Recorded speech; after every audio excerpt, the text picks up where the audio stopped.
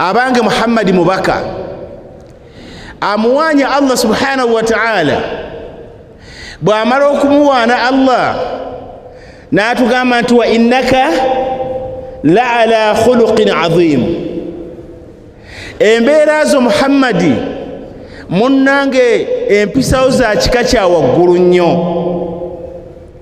teyakoma ku ekyo Allah n'atugamba nti lakad kaana lakum fi rasulillah uswatun hasana buli ayagala okulongoosa embeera n'empisa tabaako gy'atunula tabaako gy'alowooleza wabula alabe Muhammadi sallallahu alaihi wasallam bwe yeeyisa naye bw'aba yeeyisa owekitiibwa Allah subhanahu wa ta'ala bw'amala okutambuza mu mbeera eyo teyakomaawo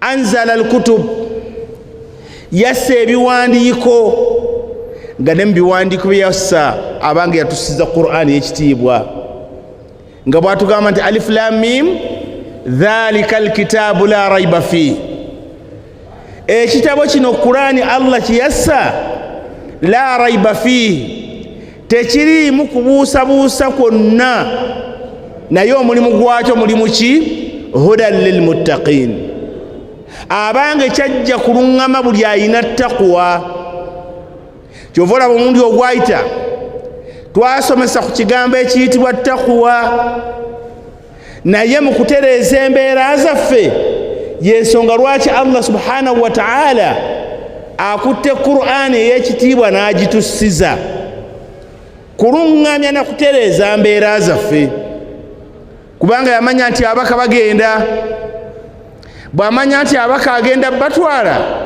abaddu bandisigadde nga banoonya bye beekwata nga tebalabawo kyeyakola Allah subhanahu wa ta'ala kwe kusindika ekiyitibwa ki ekitabo wahuwa al-Qur'an al-Karim nga n'ekitabo ekyasindikibwa kyekitabo kya Qur'an ekyekitiibwa wa anzala fihi al-hukm aw al-ahkam n'ateeka mu kitabo ekyamateeka omulundi ogwayita twagamba nti Allah okumanya ayina obuyinza buli we tubeera wonna wonna tutambulira ku kigambo ekiyitibwa ttaqwa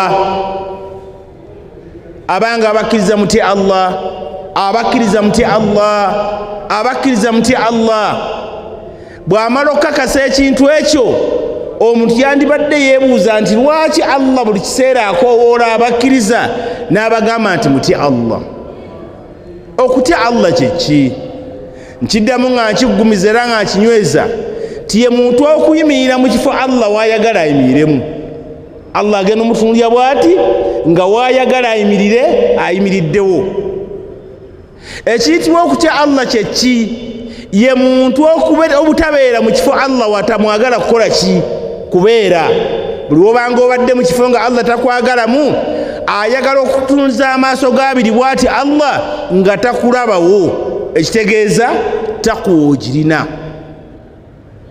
okutya Allah kyeki okutya Allah subhanahu wa ta'ala ye muntu okulowooza buli kiseera nti enkya nkola omulimu gwenkola tarju thawaban min Allah onoonya nti eriyo kye ŋŋenda okufuna mu maaso ga Allah Allah tayagala ofune loosi wabula beera buli w'obadde nga bw'akugamba nti owange kola kino ng'okikola bw'omala okikola ate akusasule olwaleero obanga oli mu bulamu obw'ensi eno eyitibwa daarul amal kafo ka kukola so nga ate olunaku olw'enkya ng'ozze mu maaso ga Allah subhanahu wa ta'ala luyitibwa daarul jaza lunaku lwa kukola ki lwa kusasulwa ojja kubanga wasulirwamu mpeera zo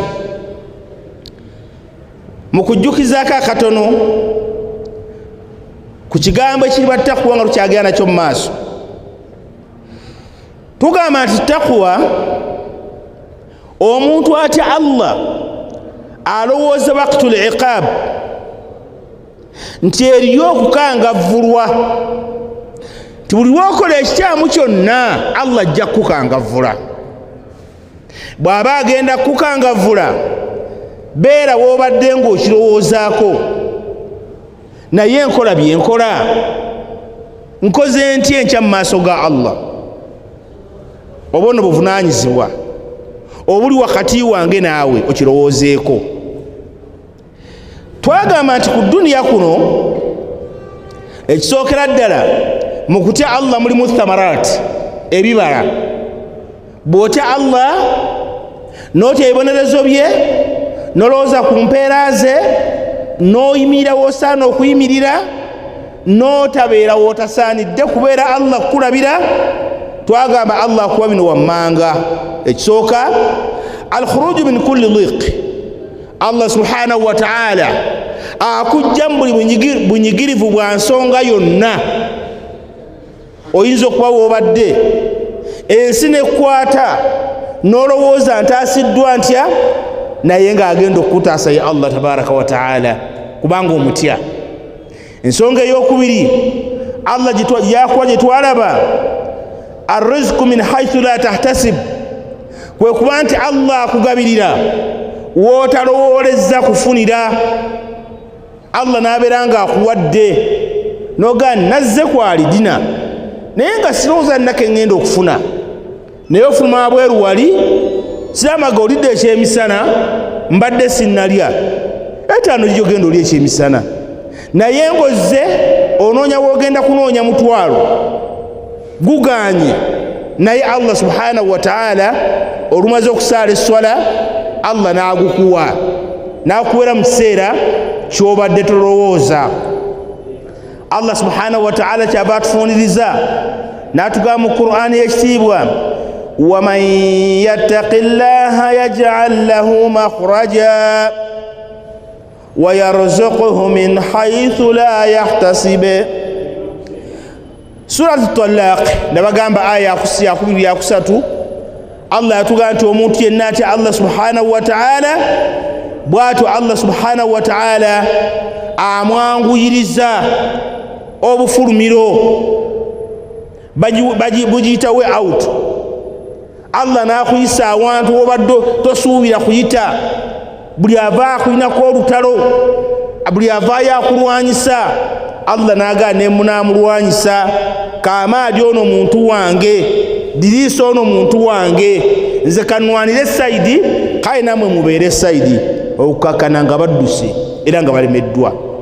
Tugamba ekyokubiri Allah kyakasa mu ssuula eyo, atugenda mu maaso n'atugamba Allah tabaraka wa ta'ala wayarzuquhu min haythu la yahtasib, Allah akugabira w'otasuubidde kufunira. Yonna ensonga nebanga y'amaanyi. Tulaba obuzibu mu bulamu bwaffe, abantu bali mu kunyigirizibwa mu mbeera zaabwe, tulina emitawaana, riziki ekalubye. Lwaki tuyitiriza obujeemu mu maaso ga Allah? Emitawaana okugwawo, la yastatiu Allah subhanahu wa ta'ala an yukhallisana, tasobola Allah tutaasa mu mbeera eno nga naffe tuganye okumutegeera Allah. Bwe tunaamutegeera Allah ajja tukwatirako. Ensonga ey'okubiri taisirul umur, Allah atuwa obuweweevu mu nsonga zaffe. Allah atugamba nti waman yattaqillah yaj'al lahu min amrihi yusra, ensonga zonna Allah azikufuulira nnyangu awatali kwebuuza ku kyona kiri. Eyo nno talaq aya 4. Omuntu bw'atya Allah subhanahu wa ta'ala yassara lahu al-umur, buli nsonga yonna emwanguyira kubanga atidde Allah subhanahu wa ta'ala wasahala alayhi kulla asir, na buli awali okukaluubirirwa Allah amuwa obuddukiro n'abeera nga ataasiddwa.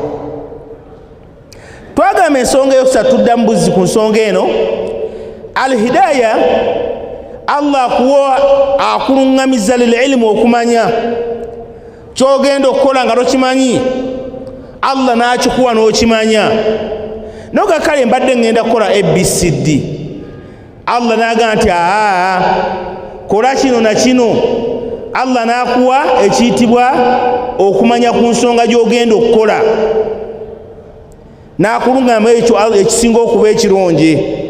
Allah atugamba mu Bakara aya 282 atugamba Allah wattaqullah abange mutye Allah wa yuallimukumullah Allah ajja bayigiriza buli nsonga yonna ajja kubawa ekkubo eddungamu ettuufu.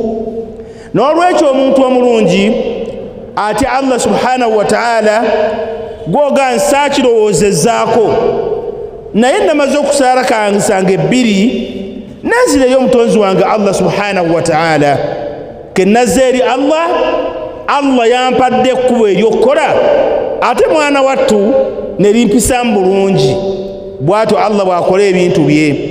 Ekigambo ekiyitibwa taqwa wasilatun liba kkubo husuli lilm eri omuntu okufuna okutegeera lwoti Allah subhanahu wa ta'ala akuwa ekkubo erikutuusa kumanya ku buli nsonga yonna. Era Allah kyava atugamba in tattaqullah bwe munaabanga mutidde Allah subhanahu wa ta'ala yaj'al lakum furqana Allah ajja kubawa okumanya okwawula wakati wa halali ne haramu ajja kubawulirawo. Ekyo nno Allah akituwa muntu kwesiba ku kigambo ekiyitibwa eki taqwa. Ne tugenda mu maaso ne tugamba nti Allah gwawadde taqwa ono itlaqu nurul basira buli nsonga yonna Allah subhanahu wa ta'ala kuwa ekitangaala. N'agamba Allah in tattaqullah bwe munaatya Allah subhanahu wa ta'ala yaj'al lakum furqana Allah subhanahu wa ta'ala ajja bbawa okumanya nga ku nsonga esoose wal hadiyu n'obulungamu alladhi yufarriqu fihi almuttaqi bayna alhuda waldalal okwo okumanya okuyamba omuntu okwawulawo wakati wa halali ne haramu abe nga amutegeera era ategeera obubuze kino kyenkozi kyamu bubuze wakati w'amazima n'obulimba Allah ajja kuwa n'okutya Allah subhanahu wa ta'ala kitangaala ekiyamba omukkiriza okutegeera ashibuhat ebintu byolaba nti bibuzaabuza Allah subhanahu wa ta'ala n'abeera ng'ensonga akukwatiddeko n'olaba nga kibadde kikubuzaabuza naye Allah n'akusalirawo ekisinga okuba ekituufu. Baddu ba Allah abalungi okutya Allah subhanahu wa ta'ala kireeta ensonga eyitibwa al-mahabba love wakati wo ne yakutonda. Bannange Allah yagala omuntu amutya.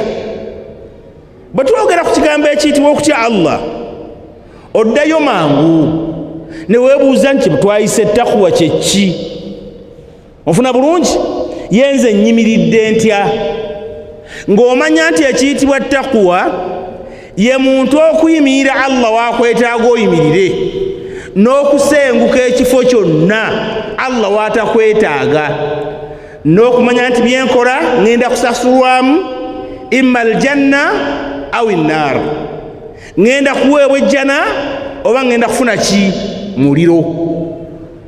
Allah wakuwa ensonga eyo olwo oba otegedde ekiyitibwa ki okutya Allah.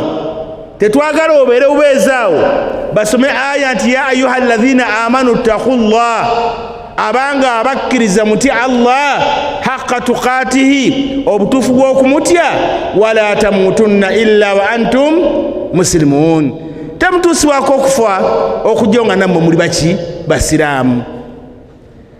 Ng'okoma kukyogera bwogezi bwotyo wabula kisomera kyogere nga n'ensonga ogikola ki ogitegeera. N'olwekyo tugambe nti Allah akuwa omukwano okuba nti omwagala n'alagira abamalayika baabe ekitiibwa munnange bakwagale walqubulu fil ardi n'okuba munne ng'oyanirizibwa mu nsi gw'ogamba naye siina ssente naye lwaki abantu banjagala siri wa bitiibwa lwaki abantu banjagala siri wa maanyi lwaki abantu banjagala abantu ne bakwagala naye munnange lwa kigambo kiyitibwa kutya Allah subhanahu wa ta'ala. Abange tutya Allah bwe tunatya Allah agenda kutwanguyiriza embeera zaffe, era ku nsonga eyo ajja kuba mukwano gwaffe Allah. Kyava agamba Allah ow'ekitiibwa, inna Allaha yuhibbul muttaqin, Allah ayagala nnyo abamutya. Bw'anaaba nga Allah akwagadde, kaakati gwe Ahmada, Idrisa, Swalihi, Mahmudu, gwe ne bw'otaayagala essula naye nga Allah akola ki? Amwagala, kitegeeza kijja kuba kyaki? Kya bbeeyi, kubanga omuddu oli alina amukola ki? Alina amwagala. Era ku nsonga eyo tugambe nti Allah subhanahu wa ta'ala takuba mu kumwagala. Eyo nno Tawba aya 4. Olw'okuba nti omuddu oyo ayimirizaawo obuvunaanyizibwa bwa Allah obw'okwagala Allah n'okwagala ebitonde bya Allah subhanahu wa ta'ala.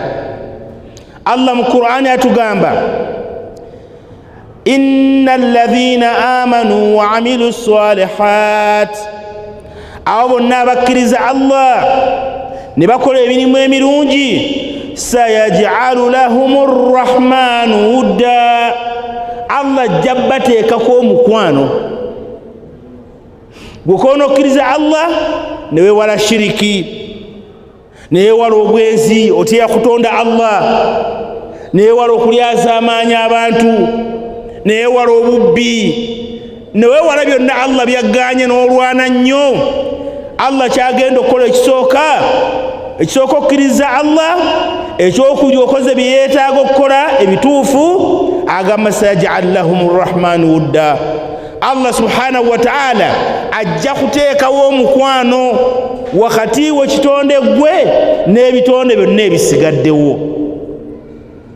Era ku nsonga eyo Nabiyuna Muhammad sallallahu alayhi wa sallam kyava atuyigiriza nga atugamba, idha ahabba Allahu al-abd, Allah bw'ayagala omuddu naga nti omuddu oyo mwagala, takoma ku ekyo, wabula naada Jibril, ayita Jibril nga twakiraba n'agamba nti inna Allah yuhibbu fulan, Allah ayagala Sulaiman fahbabuhu, abange naawe kola kimwagale, fayuhibbuhu, n'amwagala Jibrilu.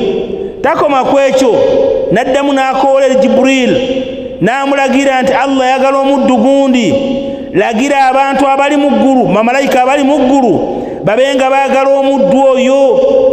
Bw'atyo n'abalagira n'akowoola, bw'atyo Allah subhanahu wa ta'ala nassa okwagala kwe kwa malayika be eri omuddu oyo ne bamwagala. N'agenda mu maaso n'alagira Allah subhanahu wa ta'ala Jibril akoole ebitonde ebiri mu nsi munnange ebissa okwagala kwabwe eri omuddu oyo. Era Allah, Jibril n'akikola, Allah n'afunyisa omukwano wakati we n'ebitonde.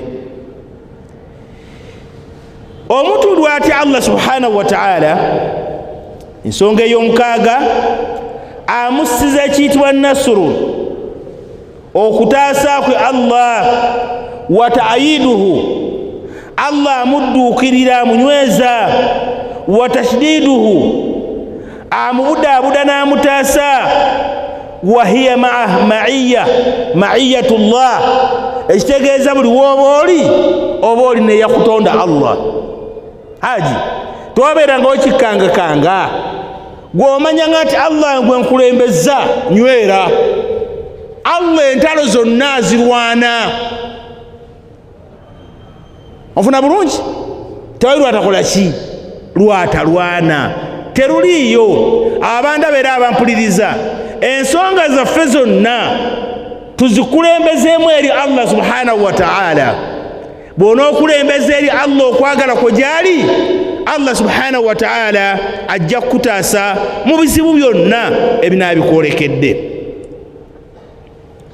Ku nsonga eyo Allah subhanahu wa ta'ala atuyigiza n'atugamba mu Qur'ani ekitiibwa, atugamba nti wahuwa ma'akum aina ma kuntum, Allah ali wamu nammwe wonna we munaaba muli, wonna we munaaba mukola ki muli, Allah ali wamu nammwe. Suratul Hadid aya ya 4. Mu sura endala era nga Allah subhanahu wa ta'ala atuyigiriza ng'ayogera ku Haruna ne Musa alayhi salam, yayogera n'agamba Allah suratu Taha aya 6 n'agamba nti nno la takhafa innani ma'akuma, temugezaako okutya ndi wamu nammwe, asma wa ara, ndaba byonna mpulira byonna bye bateesa abafiraawo era ndaba ensonga zonna nga bwezitambula.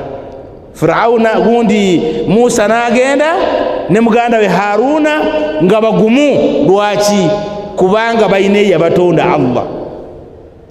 Kyenva mbakubiriza naffe tukulembeza Allah subhanahu wa ta'ala mu nsonga zaffe zonna, tumuwe thiqa, obwesigwa mu mbeera zaffe, wa nasri n'okutaasibwa. Omu ku basajja basalafu salihin yali ayogera ku nsonga eyo, yagamba aya 6 eri Hadid aya 4 ate no Taha aya 6 egamba la takhafa innani ma'akuma asma wa ara. Mufuna bulungi? Naam, tugenze mu maaso. Ahadu salafu salih yagamba nti idha kana Allahu ma'aka, bw'obanga weesize Allah wo ng'akutambulirako muli wamu naye, Allahu akbar, faman takhaf, ate onootya ki? Ani gw'olina okutya? Tegeeza tewali wagenda kutiisatiisa, kategerekese kasita oteeka obwesigwa mu yakutonda Allah. N'agamba ekyokubiri, wa in kana alayka faman tarju, wali Allah subhanahu wa ta'ala ani gwotasu waba tali wani gwosubira ayinza okukwatirako ku nsonga zo, waba tewali okujjako ani? Allah subhanahu wa ta'ala. Ensonga y'omusanvu taqwa Allah, okutya Allah sababu lijalbi albarakat, nsonga mu nsonga ezireeta emikisa mu bye tukola. Buli lwotya Allah subhanahu wa ta'ala, Allah subhanahu wa ta'ala ateeka emikisa mu byokola. Taata ndaba, muto wange, mutabani wange, manya nti byonna byenkola kulembeza kutya Allah. Yagamba Allah nti wailun lilmutaffifin alladhina idha iktalu ala an-nas yastawfun wa idha kaluhum aw wazanuhum yukhsirun ala yadhunnu ulaika annahum mab'uthun liyawmin 'azim.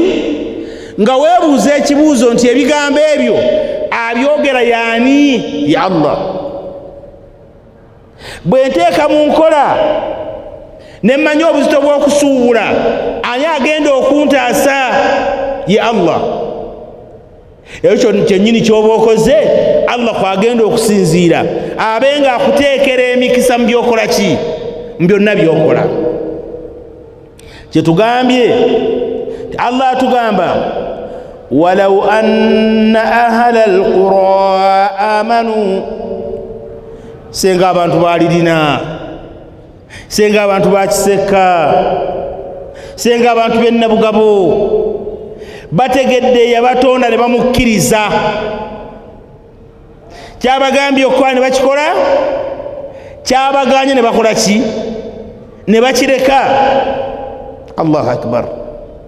Wattaqaw, ne bamweraliikirira nti gyali eriyo empeera, ate era gyali eriyo ki? Eibonerezo. Lafatahna alayhim barakatin min as-samai wal ard, Allah yandibadde abaggulirawo emikisa okuva mu ggulu, n'abeeranga afubutula emikisa okuva mu ki? Mu nsi. Giri giyiika, gino gikola ki? ebyokulya byandibaddewo, ebyokunywa byandibaddewo, waggulu awo wandigonze, embeera yanditeredde, naye olw'okuba ttaku wetuganye ne tubeera nga tuli mu kubonaabona. Eyo no suratu Araf 9:6. Ku nsonga eyo Allah atugamba ti dhahara alfasad fi lbarri walbahar bima kasabat aidi nnas. obwononefu bukaaye bumaze okweyoleka, ogenda ku mayanja abantu bakaaba, obwononefu butabuse, bodda ku lukalu abantu bakaaba, buli wadda wonna abantu bakaaba. Kyagamba nti dhahara alfasad fi lbarri walbahar bima kasabat aidi nnas, okusinziira bye tukola. Anti bifu nnyo, genda ku mayanja olabe abantu bali bwerere, amabeere gali bwerere, amakundi gali bwerere, obugoye bambala bukundisho simanya buki, omusanze nga mbutuufu newewuunya, agenda okuvayo okumbuza gwani maama, nti nze Khadija, nze n'abanzaala baseeka balamba e Kampala eyo, ali ku nnyanja eyo, yagenda kukola mirimu, simala tuli wamu. Olwo eyo nnyanja n'otambulako olukalu, bw'ova ku Alidina wano n'oyambuka waggulu awo Equatorio, simufuna bulungi, n'osanga ekiri munda awo, n'oga nti abange kino kiki, ate bano gwe Sumaiya, come please, gwe bayita Sumaiya, era mwana wa Busiraamu, ali ku mirimu akola, gende bwayise wano osanga embeera w'enyuma, eri awo batambulanga biwuka, bwononefu bukutte wansi neki ne waggulu. N'agamba kibeerawo, abantu bakikola, Allah bamulaga embeera efaana bwetyo, liyudhikahum ba'da alladhi amilu la'allahum yarji'un. Kati Allah bateekako okunyigirizibwa, obulumi obujiji, abantu bakaaba ssente. Tunulira obwenzi, Allah abogerako gatugamba nti wala taqrabu zina, bantu mmwe temusembeera obwenzi. Obwenzi bulina ensonga zaabwo. Ekisooka, lwaki Allah atuganye okwenda? Nahahu, Allah yakola ki? Yabugaana, kyabange temwenda. Bw'oba obuvuddeko manya ntuukiriza tteeka lya Allah, kubanga Allah akoze eki? Allah abuganye. Bw'abugaana bute? Ekyokubiri, teyali nkola y'ababaka kuyingira kiyitibwa bwenzi, kuba tebaali benzi ate nga betugoberera. Ekyokusatu, lyerimu ku makubo agaleeta obwavu mu nsi muno, kizibu omwenzi okugaggawala. Ekyokuna, kuba mu makubo agasomba endwadde, ekigambo ekitibwa bwenzi. Simala tuli wamu.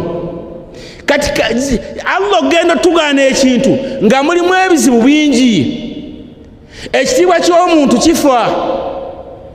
Kuba gwe oyinza okuba n'owaana omusaayi oga musajja bannange, wakitiibwa nnyo, omukyala oyo wakitiibwa. Olina kugamba nti mukyala ki gwagamba seeka, nti anti oli Khadija gwagamba, twala eri. Omanya babeera katuuti, tamanyi mbeera z'abantu ebakulembera. Oyo waliwo kyamusinza okwenda wano mu bwayise, Eriya tamumanyi wano mu bwayise, agamba tamumanyi kubanga embeera ze munnange zaatabuka, teri amuwa kitiibwa. Omwenzi taba na nsonyi paka ne ku baana abakola ki? Abamuzaala, bazaala. Aguyita mulimu, banekange n'enkole. Omwana alya nga byali alya haramu, avudde mu bwenzi, mu bwerere bwaki? Bwa nnyina. kati Allah nalaba nti omuddu omulungi yandibadde yeewala omuze ogwo nagutugaana kyavudde atugamba nti dhahara alfasad bannanga abantu baganye okuteeka mu nkola amateeka abantu baganye okukola byembalagira bamaze okugaana embeera eyo ekizeeko kiki kwe kuba nti Allah abataddeko eibonereza ebikambwe lwakuba agaga amateeka bakoze eki bagaganye abange tudde eri Allah byayagala okukola Allah tubikole ku nsonga eyo agansenga tunabanga tukoze bwe tutyo laallahum yarjiun Allah abakombesayo ku ibonerezo oba oliawo tunaddayo eri Allah ne tutereeza ne tufuuka abantu bayagala omuntu waba nettaqwa aba nessanyu mu bulamu buno obwensi n'akaseera k'okudda eri Allah ku nsonga nneeyo abatya Allah subhanahu wa ta'ala lahumul karama bayina ekitiibwa fi dunya muno mu nsi wa saada fi l'akhira era bayina embeera ennungi ku lunaku lw'enkomerero fakad basharahum Allahu ta'ala Allah yasanyusa abantu abo bibisharatin kathira minha n'ebyamasanyu bingi abamutya mu byo mulimu bino Allah agamba ala inna awliya Allahi la khawfun alayhim wa la hum yahzanun alladhina amanu wa kanu yattaqun لهم البشرى في الحياة الدنيا وفي الآخرة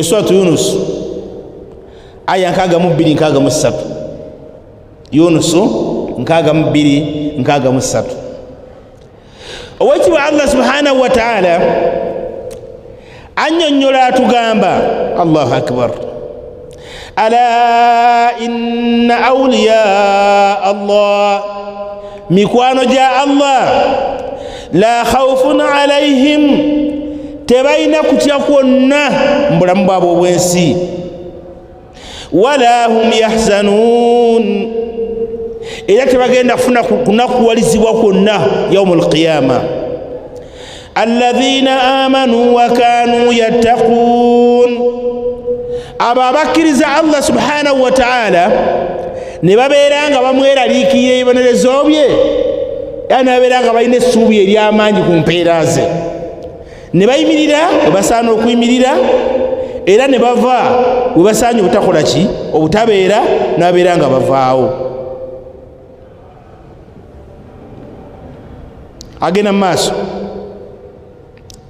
n'agamba Allah Allahu akbar لهم البشرى في الحياة الدنيا وفي الآخرة abantu bayina essanyu mu bulamu buno obwensi n'oluvannyuma lw'okudda eri Allah subhanahu wa ta'ala ekitegeeza omuntu bw'atya Allah amuwa essanyu mu bulamu bwe essanyu mu nsi ye eriruwa hiya thanaa'ul hasan kwe kwogerwako okulungi wal mawadda al khulub n'emitima gy'abantu okwagala omuddu oyo afuna omukwano warru'ya saliha n'okumuwa endooto ennungi era entuufu wama yarahu labdu min lutfi llah bihi neyo byayinza okufuna omuddu byalaba mu kiyitibwa obukwatampola Allah bwamukwatamu n'abeera nga amwanguyiriza emirimu gye ng'alongoosa empisa ze amwanguyiriza mu bitiibwa n'ebirala bw'atyo Allah subhanahu wa ta'ala byonna bimuwa lwakumutya era kyova olaba agamba nti n'ekigambo essanyu eryokubiri inda qabuli arwahihim biljanna mu kaseera k'okuba nti Allah agenda kukujja mu bulamu obwensi okufa kukoze eki kukutuukiridde Allah akulaga essanyu ery'ejjana agamba Allah subhanahu wa ta'ala suratu Fussilat aya 30:34 ategeza Allah subhanahu wa ta'ala Allahu akbar innal ladhina qalu rabbuna Allah awonna bagamba ati mukama waffe Allah thumma istaqamu ne baterera ku kkubo ettuufu kyabagambye Allah ne bakikola era Allah kyabaganya ne bakola ki ne bakireka thumma istaqamu tatanazzalu alayhimul malaika Allah wekitiibwa abasiza malayika mu kaseera k'okufa kwabwe ne zimugamba alla takhafu wala tahzanu baddu mmwe temutya era temunakuwala Allah ga ntotya era tofuna kunakuwala kwonna mu kaseera k'okufa wa abshiru bil janna allati kuntum tu'adun nkusanyusa n'ekiyitibwa ejjana ebadde ekulaganyisibwa buli kiseera nti Allah agenda kukuwa ejjana kitegeeza omuntu Allah amuwa obulungi ne mu kaseera kusinkana Allah subhanahu wa ta'ala Allah namuwa obuki namuwa obulungi ekyo nno kya bbeeyi era ku nsonga eyo n'agenda mu maaso n'agamba hadithi ya Abi Dharri radiyallahu anhu yagamba قيل لرسول الله صلى الله عليه وسلم أرأيت الرجل يعمل العمل من الخير ويحمده الناس عليه تبولي لكو كمسجى ينا أكورو ملم غواكوزي abantu ne bamuwaana nagandi ha odinisa kaatuuse masidi ewedde era n'ogikola kaamaadi oyo ogwo omukyera agenda gugula era n'ogugula simufuna bulungi kati babuuza omubaka nti omusajja oyo ayogerwako atya otugamba otya ku musajja oyo akoze ekirungi ensi neekola ki ensi neemuwaana nabbi sallallahu alaihi wasallam kyavaamu abaddemu n'abagamba qaala tilka ajilun bushra almu'min tilka ajil bushra almu'min eryo essanyu erisookera ddala okuweebwa ayitibwa omukkiriza mbagamba tugenda kusaala ku ssaawa 2:15 insha allahu taala ensonga etegerekese naam ensonga etegerekese bulungi etwogeddeko n'olwekyo bw'otagamba nti lwaki banjogeddeko nga mpaddeyo akantu kange ate banjogeddeko bampanye waanye n'ebirala osigala ng'ofuna empeera zo ensonga ey'omwenda alhifdh min kaidi al-aada Allah akukuuma mu nkwe z'abalabe tuli wamu wa makrihim n'emitawaana gyabwe akuuma obulabe bwabwe n'emitawaana gyabwe qala ta'ala owekitiibwa Allah subhanahu wa ta'ala agamba wa in tasbiru bwe munaagumiikiriza watattaqu ne mutya Allah subhanahu wa ta'ala la yadurrukum kaiduhum shay'a tewali nkwe zinajja oba fitina enejja nebakosa nfuna bulungi newe banaakola byonna bye bakoze bakole naye temugenda kufuna buzibu bw'abantu abo ekyo nno kya bbeeyi inna allaha bima ya'maluna muhit buli kye bakola kyonna Allah akirabisa abiri akyetoolodde mu kukiraba siba tuli wamu tya Allah banakola enkwe zaabwe Allah ajja kutaasa obuzibu bwabwe Surat Al-Imran aya 12 Al-Imran aya 12 okonno kujjukiza kwa Allah subhanahu wa ta'ala wa irshaduhu na kulungamya kwe ila an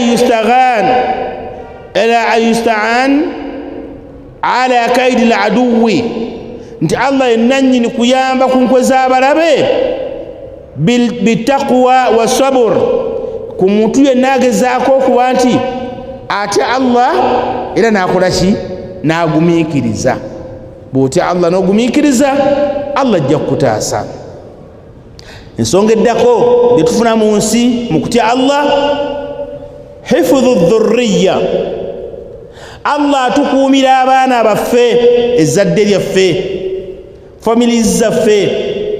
subhanahu wa ta'ala atuyigiza n'atugamba وَلْيَخْشَى الَّذِينَ لَوْ تَرَكُوا مِنْ خَلْفِهِمُ الذُّرِّيَّةَ ضِعَافًا خَافُوا عَلَيْهِمْ فَلْيَتَّقُوا اللَّهَ وَلْيَقُولُوا قَوْلًا سَدِيدًا. buli lw'oyagala okubonyaabonya, okubba n'okulyazaamaanya emmaali z'abamulekwa, aga nti omuntu yandizizzaako amaaso ge ne yeeraliikirira ti senga Allah ye gwasoose okujjulula ne bayisa abaana be nga ye bwagala okuyisa abaana ba munne, yandikirabye atya? Kyava atugamba nti ekikulu kya byonna kye balina okukola abantu abo batye Allah subhanahu wa ta'ala. nfuna bulungi, falyattaqullah walyaqulu qawlan sadida, boogere ebigambo nga bituufu byereere. ekyo nno kya bbeeyi eri omuntu yenna, nga kiraga ila tawjihi al-aba'i alladhina yakhshawna tarku dhurriya dhi'afi, kunyweza nakakasa Allah alwanirira abaana b'omuddu atya Allah mu kaseera k'okufa kwe. Allah asigala alwanirira ki? ezzadde lyo ly'oboolese. eyo nno nsonga mu nsonga ennene. kyolina okumanya mu nsonga eyo nga tukyagenda mu maaso, badde surati Nisa aya ya 9. mu nsonga endala Allah atugamba Kahafi, wa amma aljidaru fakana lghulamaini yatimain fil madina wa kana tahtahu kanzun lahuma wa kana abuhuma saliha. Allah atugamba ku baana abaataasibwa ne Hidri, nga bwe twamanya ku mbeera eyo. abaana abo genda obbataasa, Allah abataasa lwa kutya kwabwe eri Allah. emaali yaabwe yatuuka okuba nti egenda kuzikirira, n'aleeta Hidri ne Musa ne basobola okuba nti babbulula ekiyitibwa emaali y'abaana bwe bazimba ekisenge ekyo, nga musoma Suratul Kahfi era mugimanyi obulungi.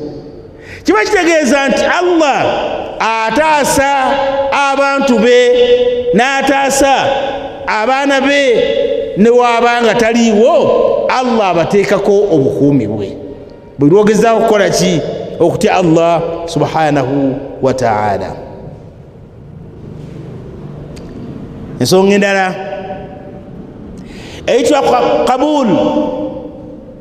qabul al-amali as-saliha, mu kutya Allah kuleetera okuba nti Allah akkiriza emirimu emituufu. omwana Adamu gy'akola Allah n'agikkiriza. atugamba ekitiibwa Allah subhanahu wa ta'ala, innama yataqabbalu Allahu minal muttaqin. Allah subhanahu wa ta'ala akkiriza ow'ekitiibwa minal muttaqin, mwaba abamutya byonna bye baba bakoze nga bituufu. twagambye nti omuntu atya Allah yaluwa yabeera mu kifo Allah kyamwetaagamu, n'atabeera Allah waatamwetaaga, n'abeera nga mu kubeerawo kwe amanyi nti eriyo empeera mu maaso ga Allah, ate eriyo iqaab, ebibonerezo mu maaso ga Allah. senga agaana okutuukiriza ebyo Allah byakola ki? byamwetaaga okuba nti atuukiriza. kyavudde atugamba Allah ti innama yataqabbalu Allah minal muttaqin, Allah akkiriza abamutya. eyo no suratu Al-Maida aya 27. ekyo nno kya bbeeyi eri abatya Allah, liannaha sababu likubuli al-amal kubanga nsonga mu nsonga zito kuba nti omuntu byakola bikkirizibwa allati biha najatul abdi fi dunya wal akhirah Allah bwakkiriza emirimu gyo ekitegeeza omaze okufuna okuwona mbulamu buno obwensi n'oluvannyuma lw'okudda eri Allah subhanahu wa ta'ala. Tusaba Allah tuteeke mu abo abakkirizibwa emirimu gyabwe mu kutya Allah subhanahu wa ta'ala. Ensonga endala annajatu min adhabi dunya, Allah akuwonya ebibonerezo n'emitawaana ebiri mu nsi muno. Allah agamba ow'ekitiibwa wa amma thamudu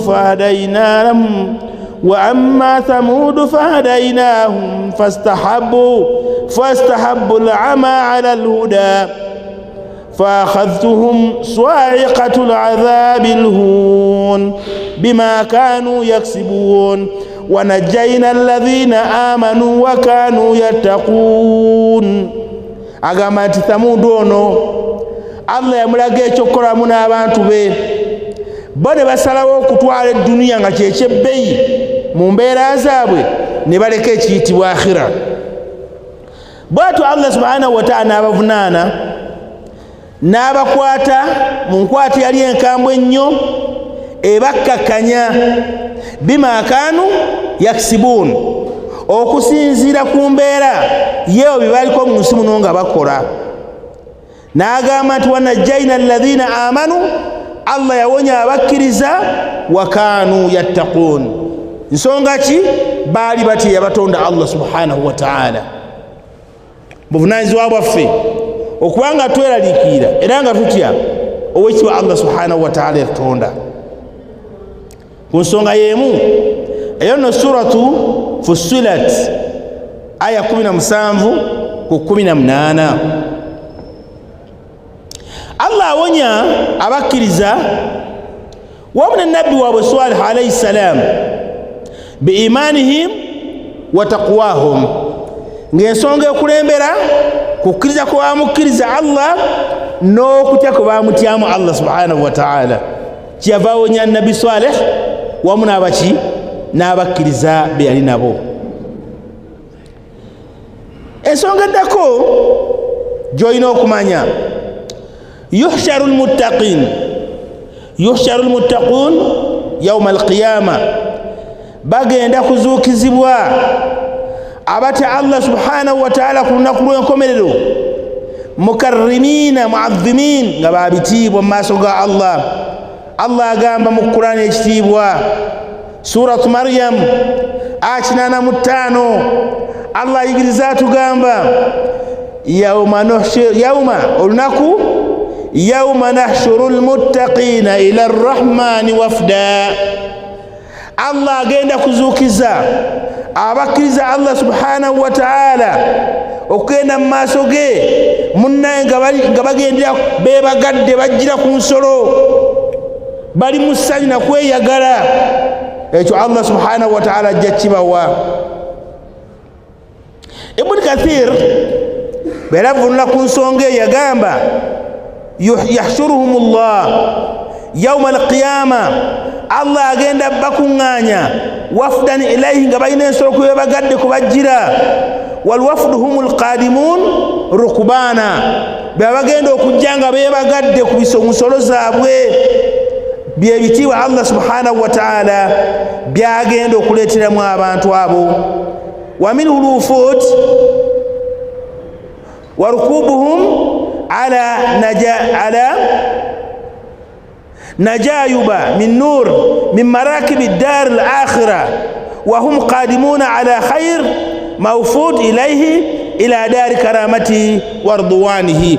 Bagenda kujjira mu bibinja naye nga buli kibinja kijjira mu mbeera eyeyawudde, abazeebagadde, abajjidde mu bitiibwa, abajjidde mu bitangaala, mu mbeera efaanana bwetyo.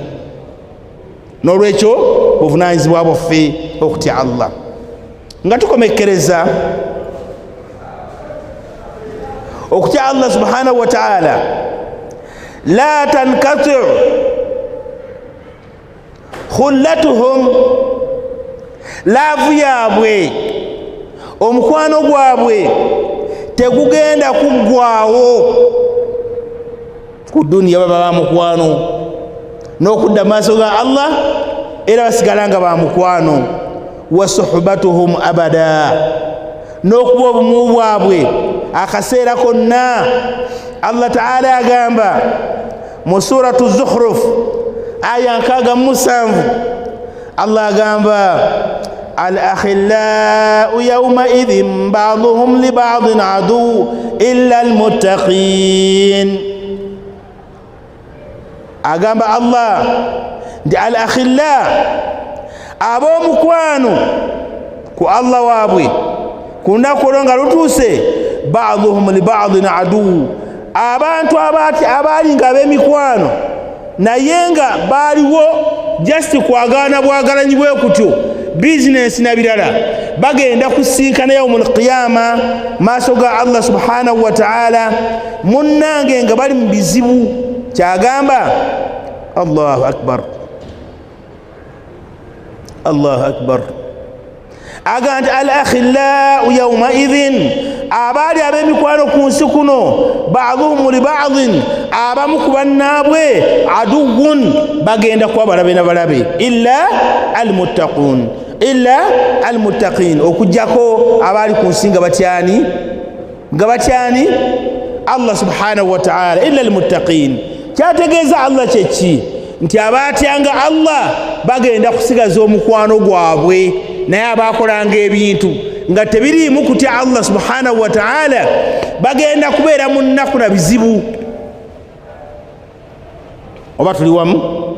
N'olwekyo mbategeeza baddu ba Allah balungi, tufune omukwano ogwannamaddala ogukulaga halaali, ogukuziyiza haramu, okuzuukusaako okusaala, okulagira okusiiba n'ebiro ebifaanagana bwe bityo. Ekyo nno kiba kya bbeeyi bwe tuba nga tukimanyidde. Ku nsonga eyo Ibn Kathir yakyogerako yagamba, Allahu akbar,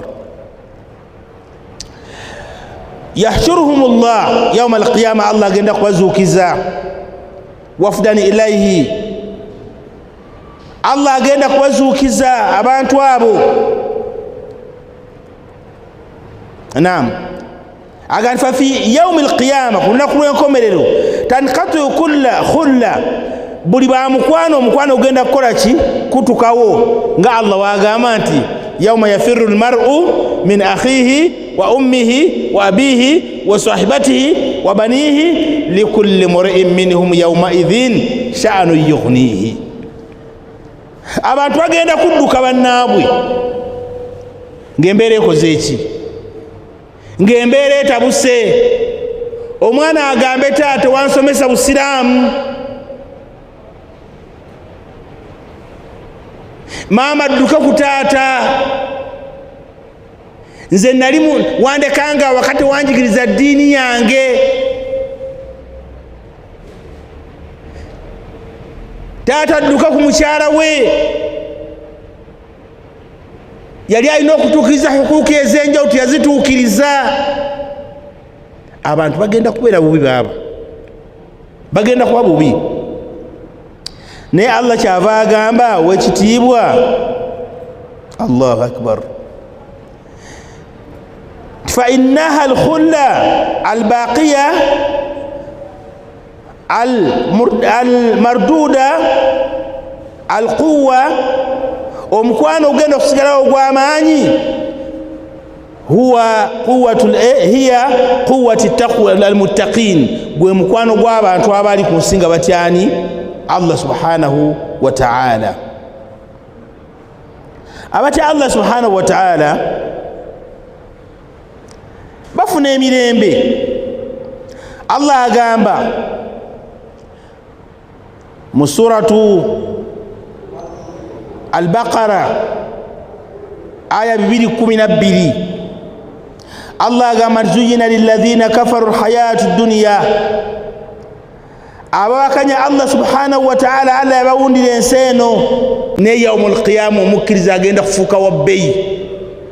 Abanga tutya Allah tuleme kubeera mu bulamu bwansi tubeeremu nga tuli mu kweraliikirira aye tuuke newa Allah tuviiremu awo wabula lwana nnyo ti oba duniya egaanye kale akhira okole ki akhira okole ki ogifune oba ensonga etegerekese bannange ekyo nno kya bbeeyi tusaba Allah ateeke mu bantu abo abantu abatya Allah yarithuna aljanna bagenda kusikira ejjana wa naimuha n'ebyengera byayo Allah atugamba suratu Maryam aya 63 Allah agamba tilka aljanna allati nurithu min ibadina man kana taqiya Allah agamba tilka aljanna ejjana eno gye tukolerera eyogerwako allati nurithu min ibadina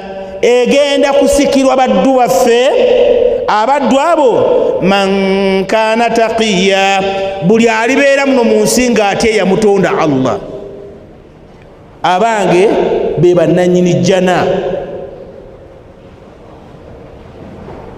egenda kusigazibwa kuweebwa ejjana eno eri abo abali ku nsi nga batyani Allah subhanahu wa ta'ala n'olwekyo tube nga tuyingiza ekyengera ekyekigambo ekiyitibwa okutya Allah ku akhira kyensembyayo wadde nga bibadde bikyeyongerayo humul faizun abantu bagenda kufuna okwesiima bi ala darajati aljanna baweebwe eddaala esembayo okuba erya waggulu Allah agamba nti inna lilmuttaqin mafaza abo batya Allah subhanahu wa ta'ala bagenda kufuna okukola ki okwesiima ku lunaku lw'enkomerero esuratu nabai aya 31 nabai aya 31 n'atugamba Allah mu surati Swad aya 49 n'atugamba Allah wa inna lilmuttaqina la husna ma'abe abatya Allah subhanahu wa ta'ala la husna ma'abe bakufuna obudde obulungi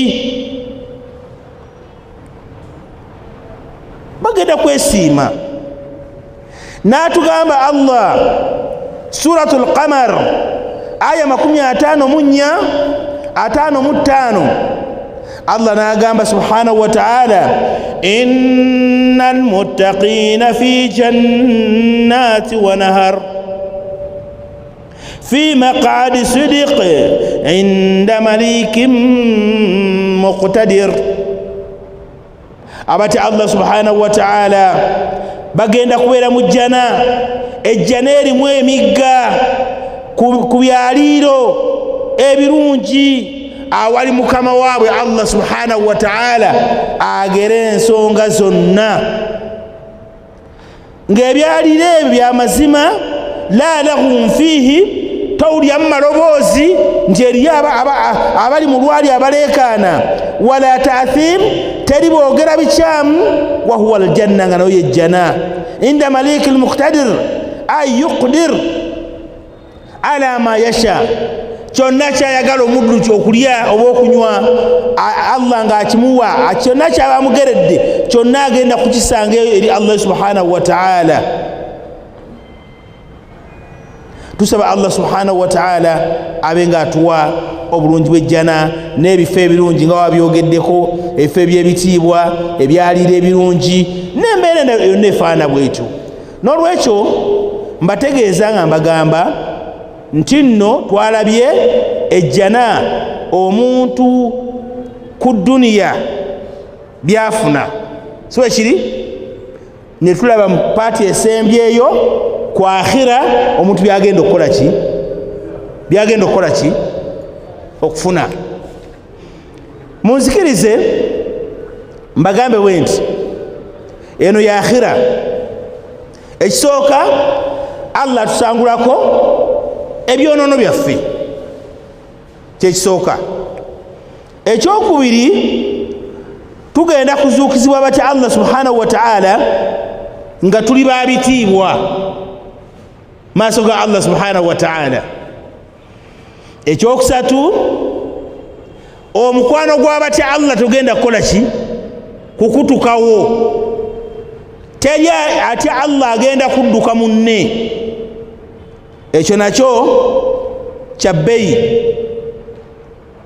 Ensonga eddako yakuna ndowooza abatya Allah fi darajati al-ula bagenda kubeera mu madaala agaki? Aga waggulu. Omuntu atya Allah subhanahu wa ta'ala yarithuna aljanna wa na'imuha, yarithuna aljanna wa na'imaha, bagenda kusikira ejjana n'ebyengero ebyebbeeyi. Sima tuli wamu, byonna ebaagala bisangemu. Ensonga ey'omukaaga, yusaquuna ala annajaib ila aljanna wafdan wafda, nga Allah waga nti wasiqa alladhina ittaqaw rabbahum ila aljanna zumara. Allah agenda kubasindika babayingize nga bagendera muki?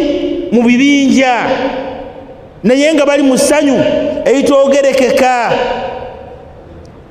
Kitegeeza nti abanga abalongoofu abatya Allah subhanahu wa ta'ala bwe batyo bagenda okukola ki? Okutwalibwa mu jjana nga bali mu bibinja, jamaatin baada jamaa, oluvannyuma lwa kino kigende nga basembezebwa eri Allah subhanahu wa ta'ala ku lw'okweyisa obulungi ne byonna bye baakola. Tugaa nti abatya Allah subhanahu wa ta'ala bagenda kufuna okwesiima nga bali mu jjana esinga okuba eza waggulu. Allah kyagamba nti inna lilmuttaqina mafaza, bagenda kufuna essanyu n'emirembe abaali ku duniya nga batya batonda Allah subhanahu wa ta'ala. N'olwekyo baddu ba Allah abalungi, ku duniya omuntu afuna atidde Allah, alina ku akhira n'abeera nga takoze eki? Taviiriddemu awo. Ensonga nneezo zensaba buli omu zitwale nga za bbeeyi, zaagale, zisiime. Beera mu duniya ng'okulembezza okutya Allah subhanahu wa ta'ala, ate era obeere mu akhira ng'olooka okakasa nti mu butuufu ninayo empeera yange ne bye nnina okufuna. Twebaza owekitiibwa Allah subhanahu wa ta'ala atuwadde akaseera kano ak'okuba nga tutegeera ekigambo ekiyitibwa taqwa, okutya Allah, okusinga okwogera ku kigambo ekyo nga tugamba ya ayuha alladhina amanu taqullah, naye nga nekibayise okutya Allah lwokitegedde. Nabiki byofunamu tubitegedde, ku duniya byofuna tubirabye, ate ne ku nkomerero byojja okufuna mu maaso ga Allah nabyo okoze eki? Obirabye. Twenyweze mu kumutya Allah subhanahu wa ta'ala, byayagala okukola Allah tubikole, byatayagala abange tubiveeku. Eduniya tulina akaseera katono, abanda beera abampuliriza, akaseera ke tulina katono nnyo abange tudde eri Allah. Bwe tuba tudde eri Allah tubeere bagonvu mu kukola byakola ki? Byayagala. Byatayagala tubireke. Abantu bali mu ttaka awo, haji bannasse nabugabo bali mu ttaka awo, tolina kiwakola gwe Allah okulekawo, wallahi toyina. Bwenzano wansi ku kiseka abaali abakulembeze abo bonna bali mu ttaka, bamasaana baani bankola ku kiseka. Esaawa zino wabuuza ni masaana yaani, aga nti oba yaani, bamulangira be baani, akubuuza nti oba be baani. Bodda ku aldina wano n'obuuza Imamu Ismaila alinga wano ng'asaaza bantu, essaawa ntalabikako. Kyava Allah akwebuuza naga ni magharraka birabbika alkarim, bw'obanga oli wooli kiki ekikuyinula? Naine seka muzata omungu wa msasire mu office nanga seka seviri otugenzeeko, seviri ogenze tulabye ne batwe Nairobi ng'obulamu bugenze. Wenjogerera seka muzata ali mu ttaka, oye Allah abange tugenda kyansi yakalimu akalungi konna bwe katuukanga abange tukenyigiremu tukole, ate ebikyamu abange tubidduke, kubanga akaseera ke tuyina katono ddala. Baliza nga nsaba Allah abenga akkiriza omusomo gwaffe atusonyiwe era tukwatireko. ربنا ظلمنا أنفسنا وإن لم تغفر لنا وترحمنا لنكونن من الخاسرين.